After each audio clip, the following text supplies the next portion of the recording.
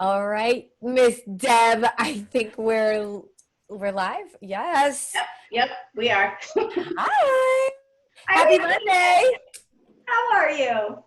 I am good. I am good. I have just came back from Starbucks and I have Ooh, the best combination. Okay. do tell. So it is the mint medley, I think, tea. Do you know Yeah. what I'm talking about? Yes. Mixed with a pomegranate fizz from Arbonne. Mm. Oh my gosh. It's so, so good. So I think that's mixed medley. Yeah. It's amazing. So I want to know from people as you're coming on, what is your Starbucks thing? Oh. Okay. Now, this is totally, totally healthy, correct? Gives Mhm. you a boost. It's really good. I want to hear good, healthy options, if possible, from Starbucks. Because we could go mocha, Mocha latte. cream with da da da da. But that's not going to help us all that much. I mean, you can do that if you want to and recognize, what that does for your body and no guilt, but, move on from there. But it can't be your go-to, right? And you know what's coming out soon from What's the there? go-to? What? The pumpkin spice, which is like the worst Worst. thing for you. Yeah, people need to not do that. Yeah. We have some good pumpkin latte options with vanilla shakes, right? Mhm. Super good. So we'll share that as we get closer. What do you do at Starbucks? I usually either get a white, iced white tea. But you have to like watch the iced tea though, because they put cane sugar in it, which, I cane know. sugar, better type of sugar, but Right. they put 4 pumps of it in. So I always make sure Wow. that I ask for it with no sugar because I just like the taste of tea. So I'll either Yep. do the white tea or I'll do the green tea or the black tea I like iced tea. Sometimes I'll get the Yeah. half tea, but you really have to be careful with their teas just because of the extra sugar that they add to Yeah, it. it's true. Also, the almond milk. I've done a lot of work on researching the almond milk in Starbucks all around the world. Every time I go travel someplace, I'm like, can I see your almond milk container? And in Mexico, Hmm. they have almond milk with very little sugar in it, but there's Okay. still sugar. But there's Yeah. almond milk in the US is lots of sugar, Oh, yeah. fully sweetened. Because it's But kind of the regular almond milk, not the unsweetened almond milk. yeah, they don't even have unsweetened almond milk as an option. I know. So make sure you check that because you think you're doing something healthy and you're actually sabotaging. And we're going to talk a little bit about what we think has been right Mhm. versus what is actually right today. So put in your comments any of your, healthy alternatives or healthy options in Starbucks. I also just do coffee. Like I have trained myself to do black coffee. Yeah. And so a lot of people will say I can't do it black. And I'm like, you can. I used to do cream and sugar. And then I got rid of sugar. And then I remember saying to my girlfriend, who used to be a coach, Dawn, if you're on here, she said, you just have to reduce your cream little by little, and Yeah. eventually you won't want it anymore. And that's Yeah. what I did. And now if I ever put cream in there, I don't want it. No, I it's do sometimes do those nut pods, though, from Amazon. yes. The nut pods are good. I like the caramel nut pod. That's my Yeah, favorite. I like the caramel. Sometimes if I want a little treat, there's Yeah, nothing in absolutely. it really, but just a creaminess. I still like black coffee. And sometimes I do the nitro at Yeah, Starbucks. I'm a cold brew girl, so I'm either Yeah, cold brew or nitro cold brew. Depends yeah, on what kind of kick I need that morning. yeah. But the coffee actually makes me jittery. The fizz sticks make me like this great energy, this like pure energy and some metabolism booster. So it just gives me that boost. I love the fizz sticks. If you want info on fizz sticks, let us know. All right. So I want to know what you love at Starbucks. So, it's so funny because we talk about like what you think or what you think is healthy, and it Yeah. turns out to be completely not true. Yeah. And that's a lot of what we're going to talk about today. This whole month, we are talking about food, Yeah. right? And understanding food. And the first week of this month, we talked about how we use food against us or Mhm. use food for us instead of against us. And then last week we talked about blood sugar stabilization, Yep. which was awesome. If you haven't watched that, to me, that is like the episode. That's the foundation of everything, right? It We're is. going to build off that today, right? What are we Yep. going to talk about today, Coach Deb? Protein. It's Protein. my favorite macronutrient. Is it? I Yeah, I love protein. I mean, I like the carbs too, but It's my favorite in terms of what it does for us. I yeah. think it's like carbs are probably my favorite in terms of the things that I want, right? Like, yeah. But we are going to talk about protein today, and I think it's a really important concept to be talking. We're going to talk about fat next week and then carbs the week after, right? Yep. And we're going to start with protein because it is so important. But just like you think you're getting healthy alternatives with almond milk at Starbucks, Mm-hmm. a lot of times we think we're getting protein and we're not. Right. And a lot of times people just hear we need protein but don't really know why. Exactly. Yeah. And I think one of the things too is there's been like this push in marketing of products. And if you notice now, when you go look at labels, it says like, 5 grams of added protein, 6 grams of added, 10 grams of added protein. But you really have to be mindful of the type of protein that they're actually adding to it. Because if it's not, and we're going to talk about it, a complete protein, then it's not giving your body exactly what it is that you need. And the whole reason why we eat protein is, to help us build lean muscle. So, I mean, there is so much benefit to protein, and you're totally right. It's like when you see non-GMO or no trans fat, and it's the marketing of what goes on that actually influences our bias, influences our decisions, and influences kind of what we believe is right. yeah. And just like we think, okay, I'm having almond milk in my Starbucks as an alternative, we think, okay, well, I had a handful of nuts, so I have my protein. Or I just had this conversation, you know, on Mondays I go and volunteer. And last Monday we were talking about food, and I volunteered at a soup kitchen. And somebody said, I need to figure out how to get more protein. And I just sort of sat back because I don't want to be the one that's like, I'll tell you how to get more protein. And somebody said, well, you like peanut butter? Just have some peanut butter and jelly sandwiches. And I was like, oh my gosh. You're like, no! Can I say something?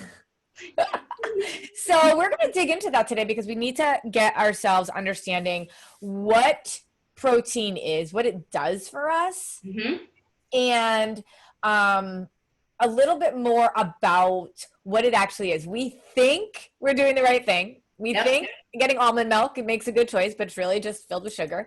We think we're getting protein, but it's not actually doing for us, and we wonder why. Or we think we've tried that, it didn't work, right? Yes. And then the other thing is, I want you to also be able to know what to look for on a label, okay? But the other thing that I think is important is when we start to break this down to people, people get stressed out. Yeah. And I always say when you know, you can do. Yes. And if you don't know this stuff, you can't do it. We could live in ignorance and pretend that all of this isn't facts. Right. But then we're doing ourselves a disservice, right? So a lot of times people are like, oh, wait, what? It's too complicated. I don't want to figure this out. I'm not telling you something that's like not fact, right? It is so empowering to know. Yeah. And a lot of times people are like, it's just confusing. I'm not making it confusing. In fact, you and I are some of the badassest teachers I know. We make things as simple as possible. The issue is you don't know all the things that you need to know about protein. So even if it feels confusing, I want you to like shed your mindset around that and just recognize, okay, this feels a little confusing to me, but oh my gosh, I'm so glad I know. Right. And now when I know, I can do. Right. Right. All right. So let's get into protein. So protein is often called the building block of our body. Okay. So do you want to share a little bit about what protein does for us? Sure. So I'll say that there's 2 types of proteins. We have complete protein and we have an incomplete protein. Yep. Your complete proteins are going to be your animal-based proteins. So chicken, eggs, steak, right? Those are some examples of complete proteins. Now, proteins, our body, and the reason we call them the building block of muscle is because we need something called amino acids in order to build our muscles. There are 20 amino acids out there. Our body can make 11 of them. There are 9 that our body cannot make, and we need to get those amino acids from a protein source. But the reason we need the complete protein is because the complete protein is giving us all of the amino acids that we need in order to help us build lean muscle mass. And as we talked about, we've talked about this a number of times on our calls, is you need lean muscle mass in order to protect your body, especially as you get older. One of the biggest things with people as they age is they start to lose lean muscle mass, and that can automatically, it will happen to everybody. Yep. And that can lead to, fractures and issues and low back problems, and, that you sort of head down a path. So it's really important nutritionally to try to do whatever you can in order to protect your lean muscle mass, and making sure that you're getting enough complete protein is one way to do that. Now, sometimes people, like you had mentioned, peanut butter. A lot of people think that nuts are a great source of protein. We're going to talk about fats next week, and nuts are fat. I mean, we use those for the fat, not for the protein, because it's not a complete protein. It's not going to do for you what you need protein to do. And what protein, when we're getting correct protein in the right amounts and in the right amounts in the right frequency, right? Yeah. It's growing, repairing, and maintaining our body tissue. Yeah. And we know that we need to do that. Yep. When you think about people getting older and you think, oh, my joints, or like back issues, like you said, knee issues, things like that, you guys, that's avoidable. Yeah. I mean, our bodies will age and we will all start to sag and get a little bit weaker because that's what's happening. But now is the time for us to be proactive, because reactive won't work better. Right? It will always be better to. So this is why I love this so much, because we talk about short-term goals and long-term goals. Last week, we talked about blood sugar stabilization and how when our blood sugar is stable consistently, we burn fat. We become a fat burning machine. And I remember you, when you first started working with me, like, I want to be a fat burning machine. Right. And that's what happens. And that's what we always wanted diets to do for us. Right. But the best part about this is that when our blood sugar is stabilized, because we're eating in threes, and protein is one of those, we are setting ourselves up for long-term health. That's what we're talking about, the building blocks of our health. So it is an amazing concept to know that what I'm doing is not only going to get me towards my short-term goals of being that fat burning machine where I can, lose the weight that I want to lose and be healthier and have more energy and all of that, but I'm setting myself up for when I'm 90 to be able to still swing a kettlebell. Yep. Maybe that's not what you want to do, but you want to be able to walk up and down the stairs. You want to be able to do your own grocery shopping. You want to be able to live your life to its fullest forever. I want to be able to kick a soccer ball with my grandkids, right? And independently too, because that's sort of, that's something that's really important. Now, we had talked last week about blood sugar stabilization and the hormones that are associated with our digestion. And when we're having a complete protein, that's going to get glucagon to release into our bloodstream, which is going to counteract the insulin. So that's another thing that protein does for our body. So in addition to bringing in amino acids, it's also helping to counteract the insulin by helping our pancreas to secrete some glucagon into our bloodstream. That's exactly right. And so when we do that, insulin raises our blood sugar, glucagon will balance it out. And when we have our carbs, we do this. We have our protein, it does that. And it's this nice little seesaw that stays nice and balanced, right? And like we talked about last week, your blood sugar could technically be stabilized, but our bodies will work to try to do it on its own if we're not doing it correctly, right? So we really want that protein and those carbs. And then we're going to talk about where fat comes in next week even more. But also remember, that when we have the complete protein source, our bodies can use it for fuel right away, right? So like when we are using it, when we have incomplete protein, our body needs to try to combine it with other incomplete protein before it can use it. Exactly. So it makes it a much longer process. Yeah. And so I even talk about this all the time, Deb, with plant-based shakes. And we're going to talk more about whey protein and things like that. Whey protein isn't necessarily the devil. Right. the right kind of whey that is produced in the right types of formulas is a complete protein. Whey is dairy based. It's a complete protein. And when you have a high quality whey, usually it's very expensive, but also the ingredients in whey protein shakes are usually toxic. Yep. You can actually get your protein faster. Yes. And when we combine incomplete proteins, because we can combine 3 incomplete proteins to make a complete protein, but it takes longer for it to do what we want it to do in our bodies. And by that time, the carbs are already doing their thing with the insulin, right? So it's much harder to balance our blood sugar if we're doing incomplete proteins. Right. And that is one of my issues with having a plant-based protein shake. Right. I'm always on the look for the best things for you guys. This is the best thing I have right now for you, but I do believe that the more and more we keep working on this, we're going to figure out some other alternatives and things like that, because it's not the best option necessarily. Well, because one of the things that you always talk about is it's not just, it's the, I'm going to say the cleanliness, but that just sounds weird. It's the ingredients also, and just making sure that you're using the best ingredients. Yeah. And there are lots of companies out there, I mean, that make lots of things that don't use the best ingredients. Now, you had talked a little bit about like reading a label and thinking about what, you know, ingredients you want to look for. And, you know, when I think about it, because I eat a lot of, I tend to stay away from gluten. So I will eat, you know, more like almond flour based things. Simple Mills is one of my favorite brands.